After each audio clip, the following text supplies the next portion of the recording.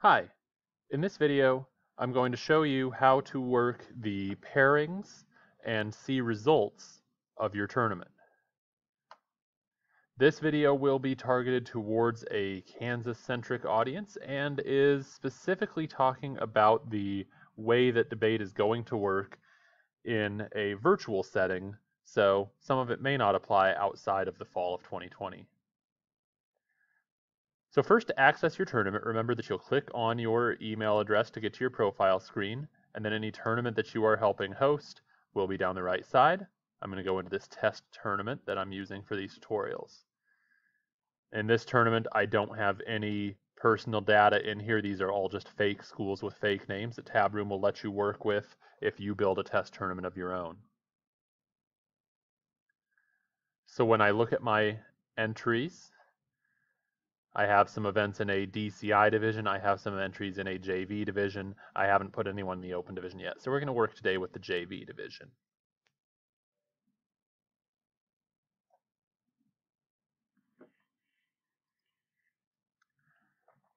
So on the JV, if I go to the Schemats tab and click on the event, it will take me to a screen that looks like this.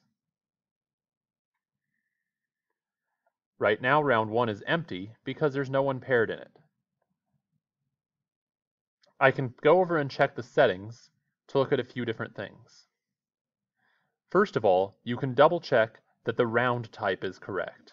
If this is meant to be a power matched round, I don't want it to be a prelim preset.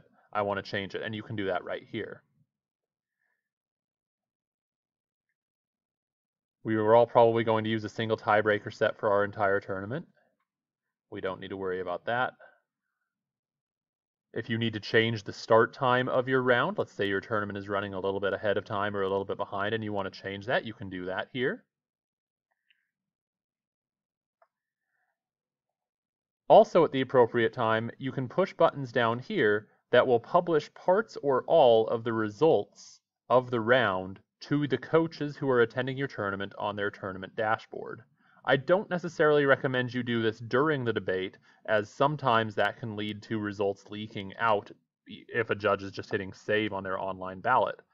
But if you want to, after the round, show these on the coach's dashboard without publishing the results to the entire public, that's where you'll do it.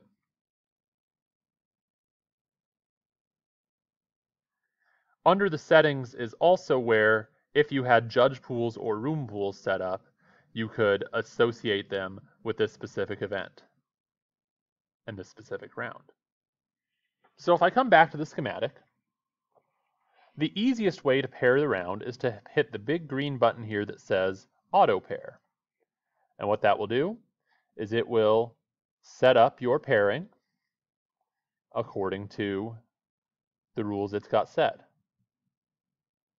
Depending on how you have your school code set, you might want to do some display work to look and see. I want to see the schools and the names maybe, just to see what I'm looking at.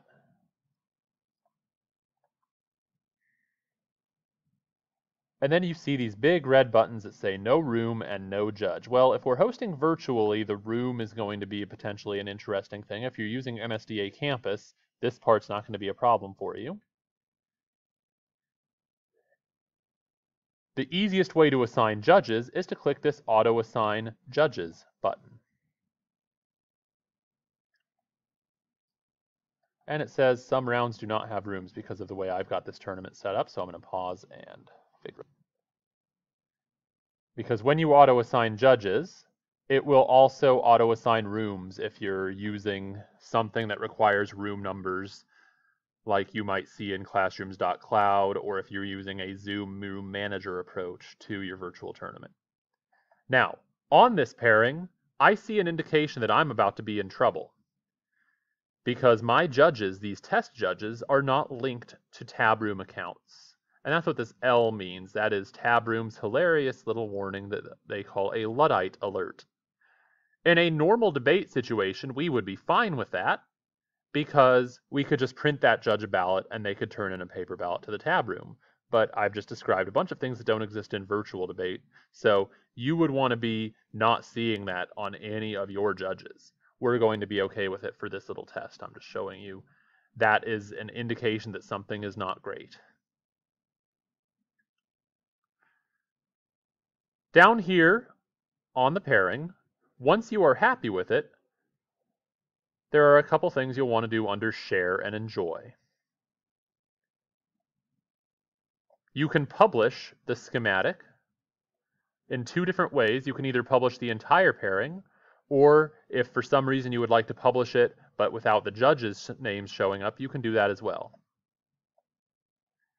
And then anytime you make a change to this, you'll need to hit the Go button to actually have it happen. But now this round is published on the public-facing website for this tournament.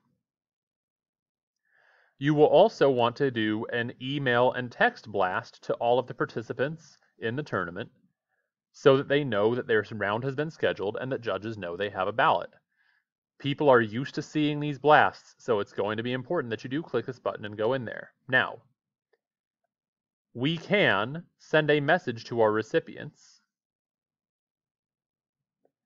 On the blast screen, you can also choose to publish the pairing right here.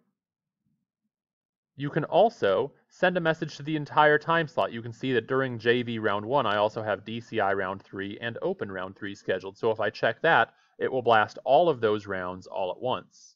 I don't want either one of those things, and I don't need to add a specific message. So this is where I'm going to click the Send Assignments button, and that's what generates all of those email and text blasts that perhaps you are familiar with seeing from your tournament. There are a couple of other options on this screen. Sometimes it will be important to send a message just to specific people or to everyone in a division. So you can see I can send a very short message to either everyone who's in round 1 of JV, just the competitors, just the judges, and I can send it to either all rounds, only rounds where the judge has not clicked Start Round on their online ballot, only rounds where the judge has not entered a result yet, or only rounds where the judge has not clicked through the little green button to confirm their result. And once again, you can choose to send that message the entire time slot.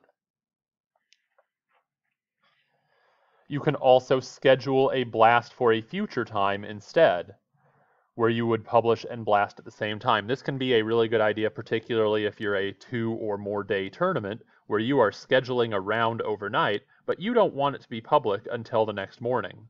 And maybe you're worried about forgetting to hit the publish and blast buttons in the morning. Well, this is how you would be able to schedule a future blast. But if I just want to send a basic blast, I'm going to hit Send Assignments, and it will tell me email and text notices have been sent for round 1. Now, since this is a test tournament, hopefully no one just got a text or an email, but that would generate everything that you need. During the tournament, as your judges click the Start Round button, you will start to see times on the right side of your schematic if you refresh it.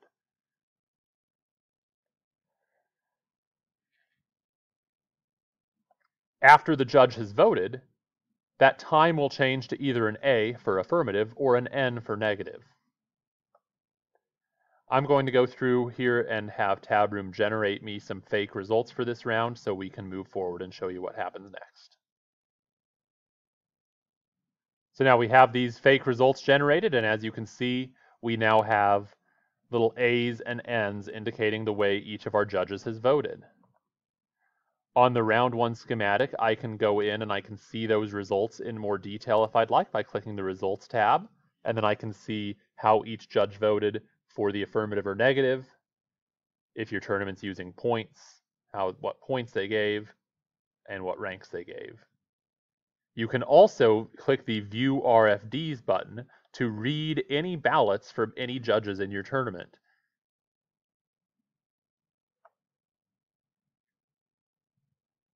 If you'd like to see the current standings of your event, you can always see that under the Results Event Display tab. Choose your event and choose when you want to be looking in terms of. And then this will show me right now, Team 151 is in first place and on down. But there's a lot of these that are tied. They're going to the random number generator tiebreaker because there's a lot who just won on a 3, and that's, well, all they have right now. So that's going to happen. So I'm going to go back to my schematic and show you the same thing with round 2. Now, round 2, I have set as another preset debate, so it doesn't matter what happened in round 1. We're just going to auto pair.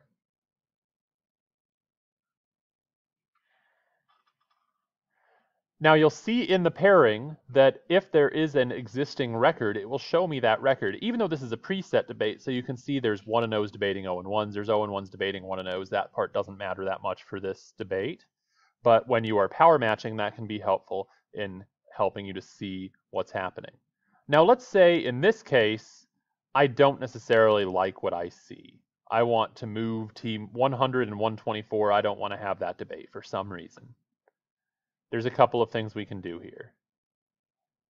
The easiest thing is to go to manual adjustment. And what that will do is it'll take you to a screen, which is unfortunately not in the same order as the rooms because it's in section order, but you can manually drag and drop the teams around the different sections.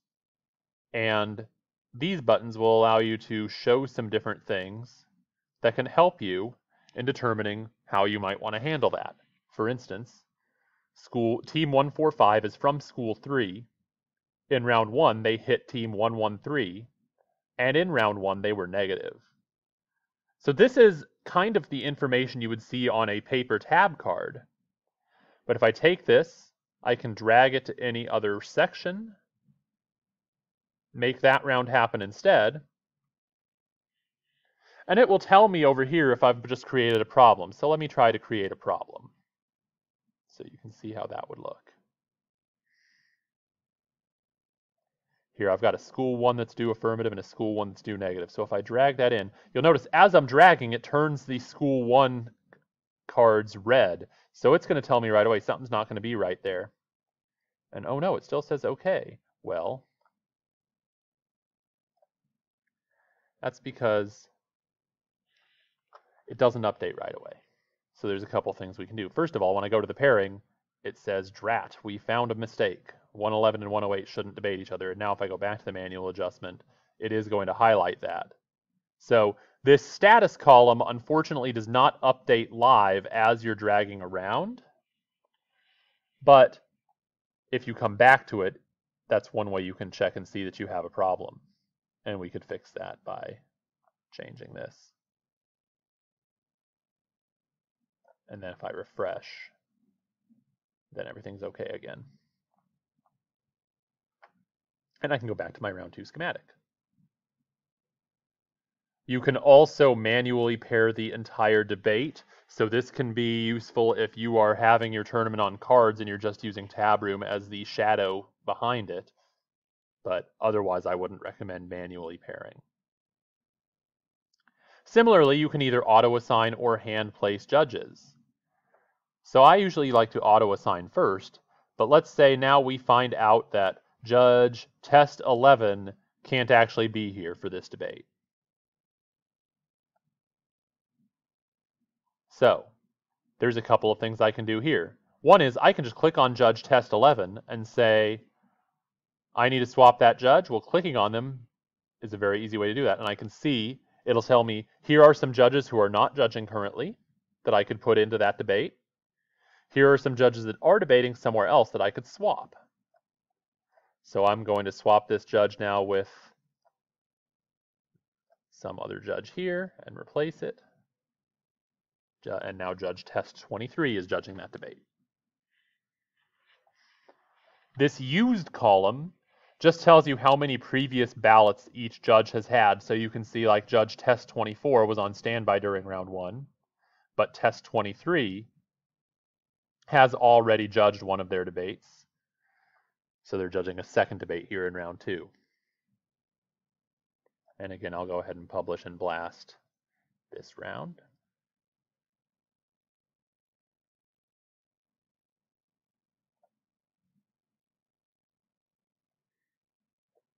And I have the button to generate some fake results, so I'm going to do that.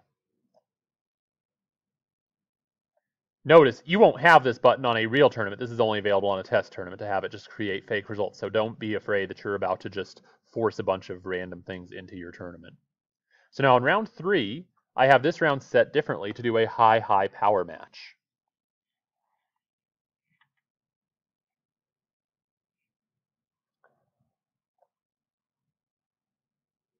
I'm again going to start with an auto pair.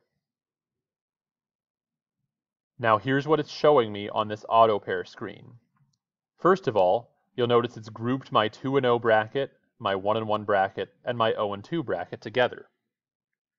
You'll also notice we had an odd number of 2 and 0 teams, so someone had to be pulled up from the 1-1 bracket to create a debate. And it highlights those pull-ups in blue. That pull-up created a similar problem from the 0-2 bracket that needs to come up and debate someone in the 1-1 bracket. I can then auto-assign my judges. I could publish and blast and wait for results to come in.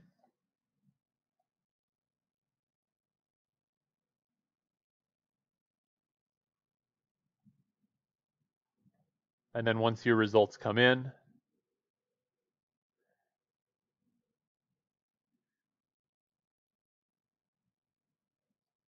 you can just do it one more time for round 4, or however many rounds you have. So again, my round 4 is a high power. I'm doing direct power matching as it turns out. If you wanted to delay power, you just pair the round before you have the round 3 results in.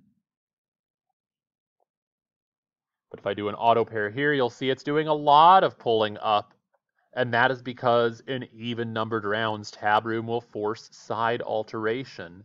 And I think that's really important in a 4-round tournament, particularly because you don't want someone to only have 1 round on a particular side. So we're going to go ahead and let that be, even though you can see there are a lot of pull-up debates. And that's going to happen in any round where you have a resolution and a judge pool that might be biased towards one side of that resolution. I'll go ahead and auto-assign my judges again. You can see we have some judges who've already been used 3 times who are getting their 4th debate out of 4. Lucky them. I'll go ahead and click the publish and click blast. Wait a couple hours for results to start coming in. This is also where you can be monitoring, though, what rooms might be problems. Where has the judge not started their ballot and you think they should have? You can duck into that room and find them and figure it out. Whereas a judge started a long time ago but still not decided, you can try and get a hold of that judge to figure that out. While all that's happening, then all of a sudden we have results. And this was the last round of the day, so I'm going to want to go back to my results event display. And you can see our final standings. Our first place team was 4-0 with 16 speaker points, and so on down the way. One note is, as you're reading this, the opposition wins and ranks are averages, not totals. So when you see that, like, school code 135 has 2 op wins, that doesn't really mean 2. It means their average opponent had 2 wins. And their op ranks of 2.41, it really means their average opposition ranks across their 4 opponents adds up to that. In some way, this number, it's being calculated correctly, but it is being displayed oddly. It's not just an average. But that's how you'll go through and pair your tournament and get all the way through to a results screen.